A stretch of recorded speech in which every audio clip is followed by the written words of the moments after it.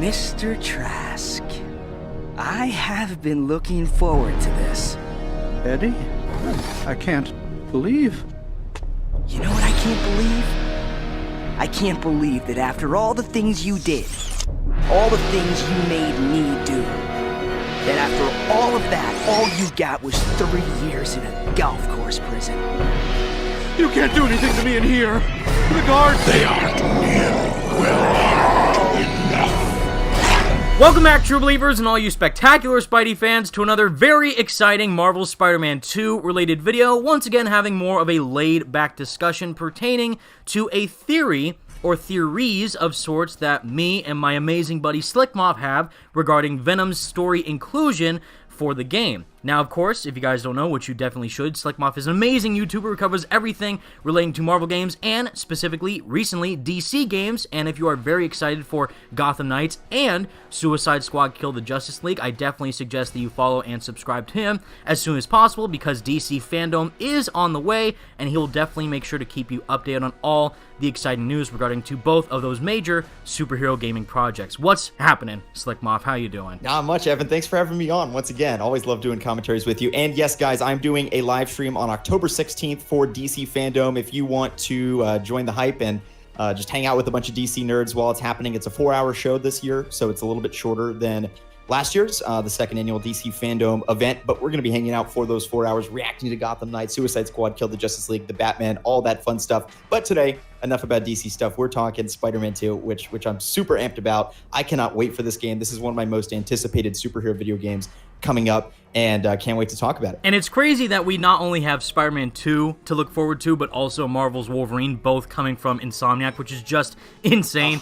Amazing. I can't wait for both of these titles, but mainly for Spider-Man, which is the one that I think we currently know the most about in comparison to Wolverine, is of course in the trailer. We got a major reveal of not only seeing Peter return, Miles return, the narration of the trailer likely coming from Kraven the Hunter as one of the main antagonists of this game, but also at the very end, Venom is right there, finally revealed in this game's universe, answering Kraven's narration of saying, yes, we will challenge him to the thrill of the hunt, and the reveal of the game, of course, releasing in 2023 as a PlayStation 5 exclusive. But of course, for this particular subject, we're looking at the main villain, who is likely going to be the core foe that we face against of this game, is obviously Venom. But more specifically, who is Venom within the Marvel Spider-Man universe? Because there has been a lot, and I do mean a lot of interesting conversations I have seen from people online, kind of going towards one way, or maybe shifting focus to another way, as to who they specifically want to be the main host of the Venom symbiote in this game's universe. Now, obviously, in the comics, there have been a lot of hosts for Venom that haven't just related to directly Eddie Brock, or in this case, who could be the host of Venom in the game's universe is Harry Osborn. We've also seen Flash Thompson, Mac Gargan, and a lot of other people that aren't really as notable as Eddie Brock, or in this case, mainly Harry Osborn. But we do know that both of these characters obviously exist in the Marvel Spider-Man game universe. We do know that Eddie Brock signed a goodbye card to Peter when he left the Daily Bugle, and obviously shown at both of the game's post-credit scenes is that Harry is encaptured in this tank with the Nickelodeon gag obviously surrounding him with the Venom symbiote over him, since he's dying from the same disease that killed off his mom. And again, that was at the very end of Spider-Man PS4 and Miles Morales. And even though that might be possibly a red herring that Insomniac could use to maybe say, hey, look, we're showing Harry as Venom now, but instead it actually is going to be Eddie Brock, we don't know 100% for sure right now as to who exactly is inside the Venom symbiote that we do see at the very end of the Marvel Spider-Man 2 trailer. And for one, I am personally hoping, based on the story that Insomniac have already set up with the first game and little bits of Miles Morales, that Harry is likely going to be Venom within this game's universe. Even though I do understand that a lot of people may not enjoy that specific decision and they do prefer Eddie Brock over Harry, I do think based on the narrative that they have put forth with these games, it does make the most sense when compared to the other choices. But for you, Slcmof, what do you think? Would you like to see Harry or Eddie be Venom within this game story? So, like you kind of just said, I'm a little scared to say my answer, given that your fan base is so into the Spider-Man lore, and if you are a big Spider-Man guy, I think you have a preference for Eddie Brock, right? Not always, but in many cases. One thing that I will say is that obviously, as most of you know that are listening to this, Sam Raimi in Spider-Man 3, he did not want to include Venom. Venom was sort of forced into the movie by the studio, and he wanted the film to focus primarily on Sandman.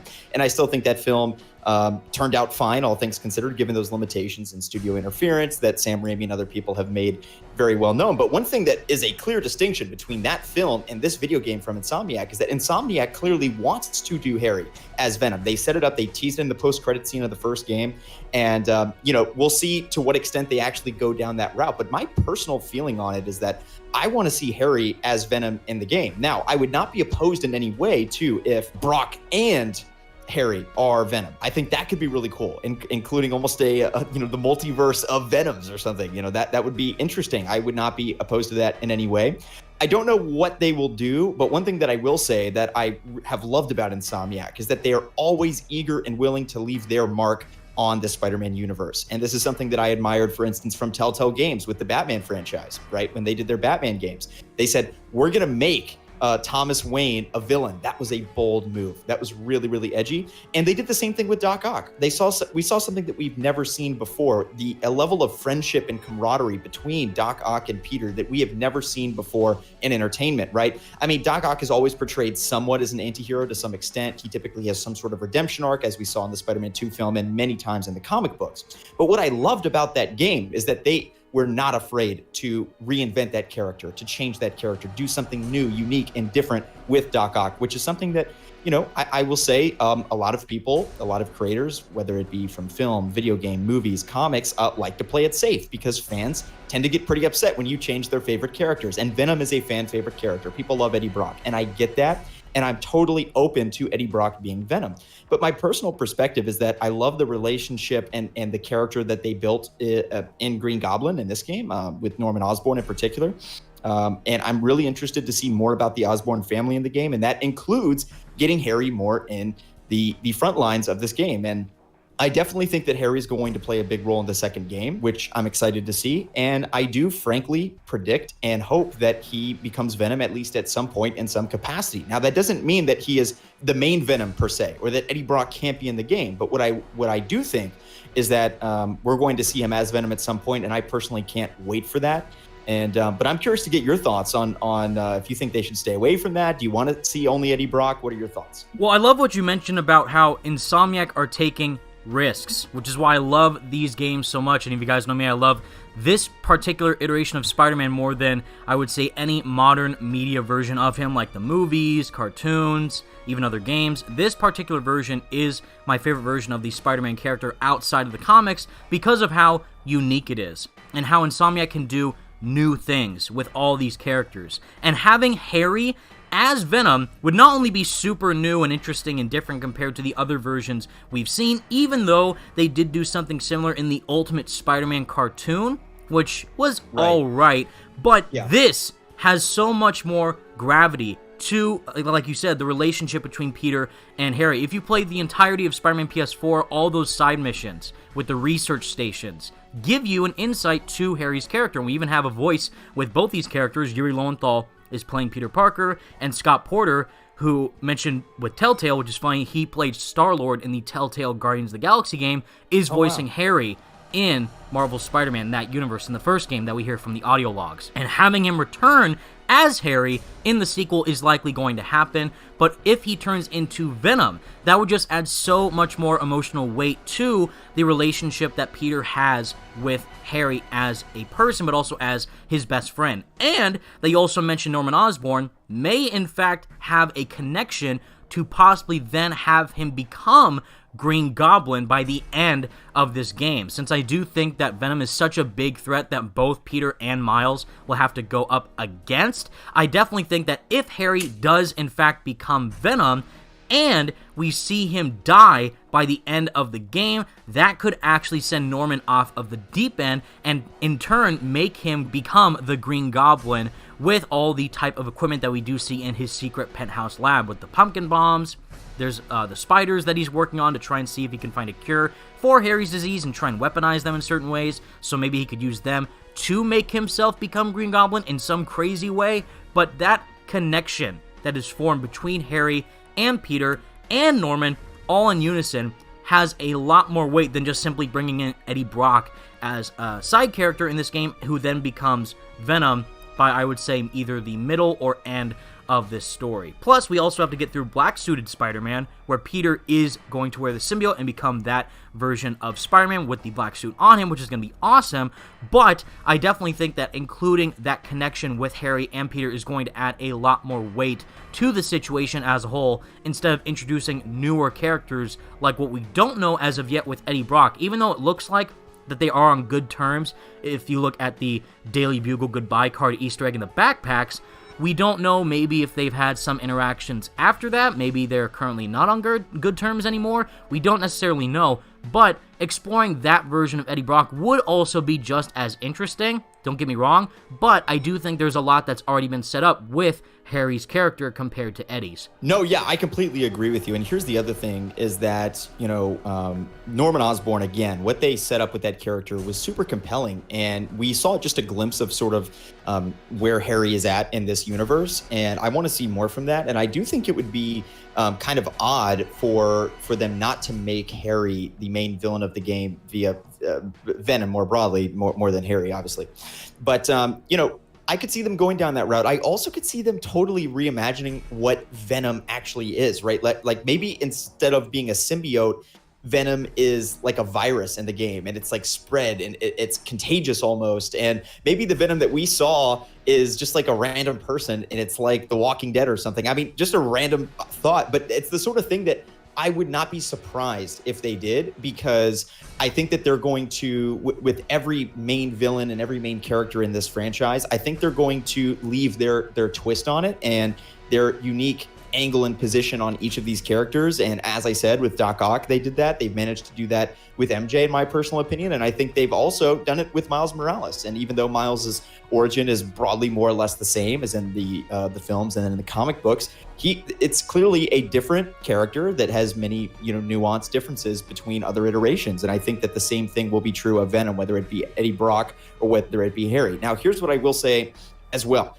I've noticed in many video games and movies, it's a 50-50 thing on whether or not you can introduce a villain in a sequel for the first time and have it work, right? So obviously in The Dark Knight, for instance, it worked really well. The Joker made his first appearance in that movie and it worked flawlessly. He's introduced in the first scene, and maybe that's what they do here is like first scene of the game, it's Eddie Brock, and we're like, okay, here's Eddie Brock. This is what they're doing. This is Venom, what have you. I also have found that sometimes when you just fling a new character into the middle of a trilogy, it can really not work. An example of this in a pop culture like, outside of the comics, something that people would recognize would be something like Batman Arkham Knight, right? Where Jason Todd he was not established at all in the universe, and then they just threw him in the game. And I feel like it could go both ways insofar as just throwing Eddie Brock in there. Fans could kind of be like, whoa, where was this? Why was this not set up in the first game? What is he doing here? And they easily could explain that, but then you'd also have to explain again, which they sort of touched on a little bit in this Easter egg, I suppose, and that backpack Easter egg, like you mentioned. But they kind of really haven't addressed, like, where is he in this universe? What is he doing? Where was he throughout the entire period of the first game? I think there are some things that they need to answer and explain there that might be a little bit difficult for them to sort of integrate and incorporate fully in this game. Totally agreed, because I love Eddie Brock as a character, and it's funny because in the movies, he's going more towards like the anti-hero route, where he's kind of like this goofball type of dark savior who's, very cheesy in the films, and compared to the comics, that's also happened where he does have that same type of, light-hearted persona in a way. But based on the tone of this trailer, they're going dark, villainous Venom, like Web of Shadows or the Ultimate Comics or the Ultimate Spider-Man game more specifically, where they have him as like this monster. And I love that type of iteration for Venom, because how I personally view him, like the Joker is to Batman, the main antithesis of Spider-Man and his own heroic persona. And I think Venom, and turning Spider-Man also into black suit Spider-Man once he gets the symbiote, is going to push him in ways that I don't think we've really seen all that much outside of like Spider-Man 3 and the Spectacular Spider-Man symbiote arc, and some of the other shows that include the symbiote arc as well, like the 90s series and recently the Disney XD Marvel Spider-Man show. But in this level of quality, in this amount of storytelling and such intriguing narrative pushing that Insomniac can do and take these characters in with Peter, with Harry, with Miles. Maybe he'll get the symbiote. Maybe he might become black-suited Spider-Man in his own way compared to Peter. We have no idea, and that's the beauty of it, is because there's so much freedom to be had, and all they can do with Venom as this main huge villain that Peter and Miles will both have to go against, and if they know that the person that they have to take down inside that Venom suit is Harry, Peter's best friend, and a person that Miles will probably be introduced to at some point, or Peter has in fact referred to Harry during one of the main side missions of Miles Morales, which is very interesting. Sometimes the smallest choices carry the most weight. The week after my Uncle Ben died, I was back in school. Man, was I a mess. Guilty. Was. Alone. The bell rang and everyone raced out of class. Except for one guy who hung by the door looking at me. Almost left, then chose to come back.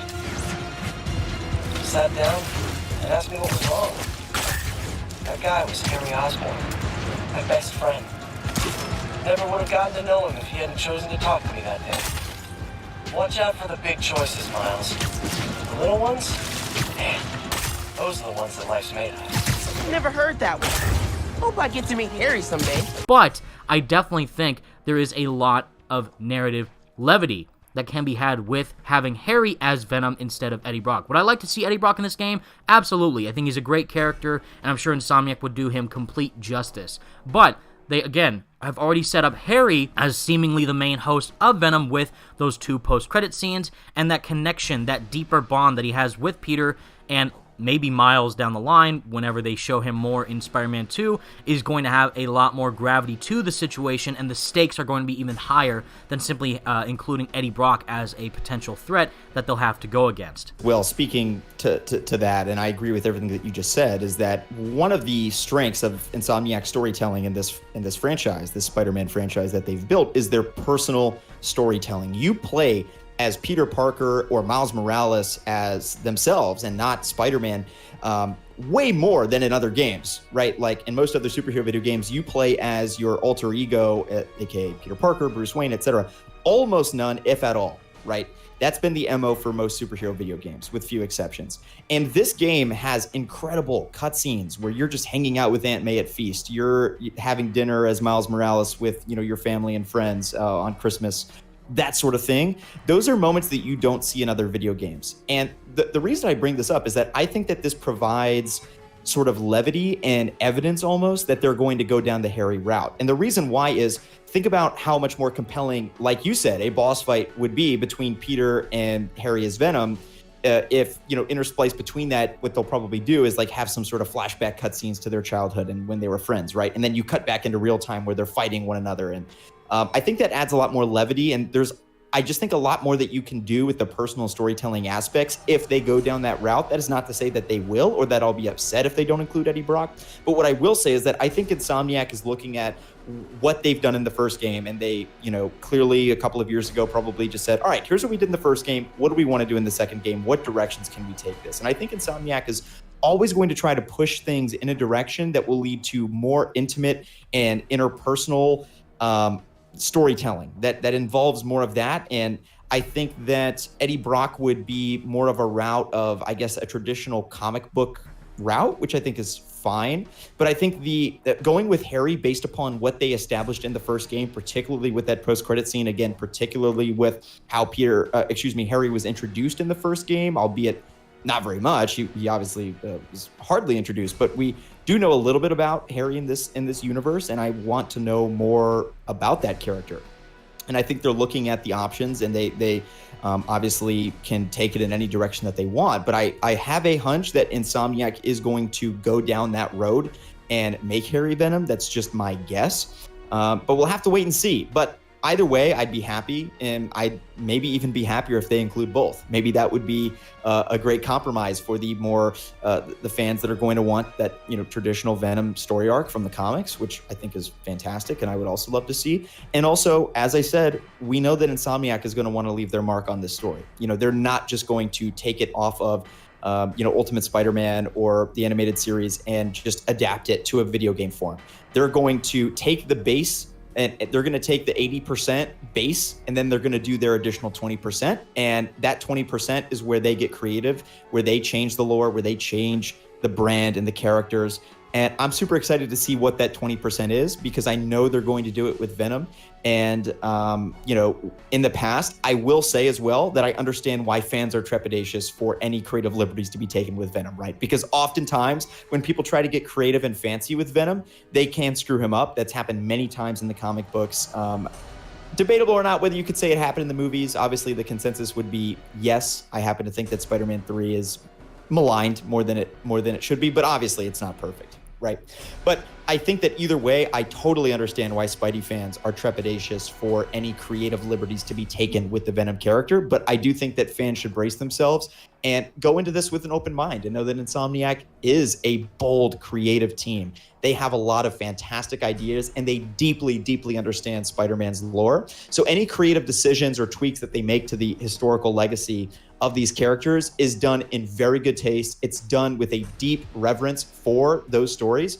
And it's just them sort of finding out what they can do to spice things up and make things different and exciting for us fans. And I think they're going to pull that off with Venom. In Insomniac, we trust for sure. But with all that said, everyone, that is the video that Slcmof and I both have for you today. I could not do this video without him, so thank you so much for joining me on this discussion, Kobe. It was a blast to talk to you once again, and I'm sure you are going to have a lot more to talk about with not just Spider-Man and Wolverine, but also Gotham Knights and Suicide Squad Kill the Justice League once we get more information about those games relatively soon. Thank you so much for having me on, Evan. It was great. Always down to dual com, as you know, so hit me up anytime, and I'll have you on my channel again soon. Until next time, true believers, thank you all so much for watching. Stay spectacular, Spidey fans. Leave a like on the video and subscribe to the channel if you did enjoy, and be sure to go support Slcmof as much as you can. And without further ado, peace out.